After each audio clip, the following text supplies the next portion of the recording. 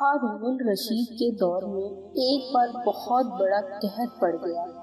اس قحط کے اثرات سمرقند سے لے کر بغداد تک اور کوفہ سے لے کر مراکش تک ظاہر ہونے لگے۔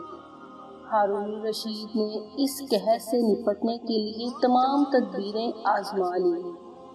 اس نے غلے کے گودام کھول دیے، ٹیکس معاف کر دیے، پوری سلطنت میں سرکاری لنگر خانے قائم کر دیے گئے اور تمام امراء اور تاجروں کو متاثرین کی مدد کے لیے موبلائز کر دیا۔ لیکن اس کے باوجود عوام کے حالات ٹھیک نہ ہوئے۔ ایک دن ہارون الرشید شدید ٹینشن میں تھا، اسے نیند نہیں آ رہی تھی۔ ٹینشن کے اس عالم میں اس نے اپنے وزیر اعظم یحییٰ بن خالد کو طلب کیا۔ یحییٰ بن خالد ہارون الرشید کا استاد بھی تھا۔ اس نے بچپن سے بادشاہ کی تربیت کی تھی۔ ہارون الرشید نے یحییٰ خالد سے کہا، استاد محترم، آپ مجھے کوئی ایسی کہانی، کوئی ایسی داستان سنائیں جسے سن کر مجھے قرار آ جائے۔ یحییٰ بن خالد مسکرایا اور عرض کیا، بادشاہ سلامت، میں نے اللہ کے کسی نبی کی حیات طیبہ میں ایک داستان پڑھی تھی، داستان مقدر۔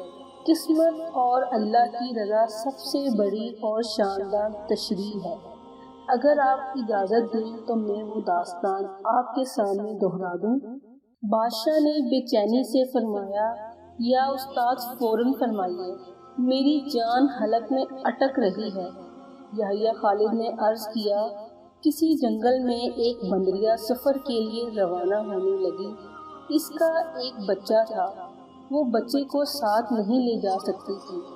چنانچہ وہ شیر کے پاس گئی اور اس سے عرض کیا، جناب، آپ جنگل کے بادشاہ ہیں، میں سفر پر روانہ ہونے لگی ہوں، میری خواہش ہے آپ میرے بچے کی حفاظت اپنے ذمہ لے لیں۔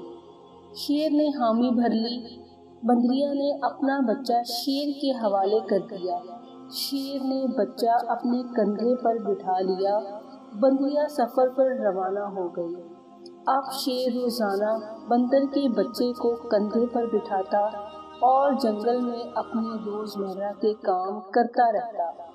ایک دن وہ جنگل میں گھوم رہا تھا کہ اچانک آسمان سے ایک چیل نے ڈائی لگائی، شیر کے قریب پہنچی اور بندریا کا بچہ اٹھایا اور آسمان میں گم ہو گئی۔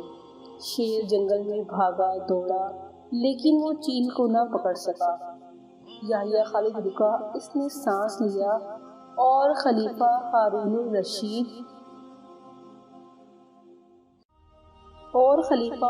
الرشید سے عرض کیا، بادشاہ سلامت، چند دن بعد بندریا واپس آئی اور شیر سے اپنے بچے کا مطالبہ کر دیا۔ شیر نے شرمندگی سے جواب دیا، تمہارا بچہ تو چیل لے گئی ہے۔ بندریا کو غصہ آ گیا اور اس نے چلا کر کہا، تم کیسے بادشاہ ہو؟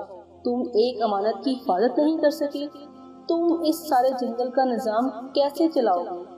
شیر نے افسوس سے سر ہلایا اور بولا، میں زمین کا بادشاہ ہوں، اگر زمین سے کوئی آفت تمہارے بچے کی طرف بڑھتی تو میں اسے روک لیتا، لیکن یہ آفت آسمان سے اتری تھی اور آسمان کی آفتیں صرف اور صرف آسمان والا ہی روک سکتا ہے۔ یہ کہانی سنانے کے بعد یحییٰ بن خالد نے ہارون الرشید سے عرض کیا، بادشاہ سلامت، قحط کی یہ آفت بھی اگر زمین سے نکلی ہوتی تو آپ اسے روک لیتے۔ یہ آسمان کا عذاب ہے، اسے صرف اللہ تعالیٰ ہی روک سکتا ہے، چنانچہ آپ اسے رکوانے کے لیے بادشاہ نہ بنے، فقیر بنے، یہ آفت رک جائے گی۔ دنیا میں آفتیں دو قسم کی ہوتی ہیں، آسمانی مصیبتیں اور زمینی آفت۔ آسمانی آفت سے بچنے کے لیے اللہ تعالیٰ کا راضی ہونا ضروری ہوتا ہے، جبکہ زمینی آفت سے بچاؤ کے لیے انسانوں کا متحد ہونا، وسائل کا بھرپور استعمال اور حکمرانوں کا اخلاص درکار ہوتا ہے۔ یحییٰ بن خالد نے ہارون الرشید کو کہا تھا، بادشاہ سلامت آسمانی آفتیں اس وقت تک ختم نہیں ہوتی جب تک انسان اپنے رب کو راضی نہیں کر لیتا۔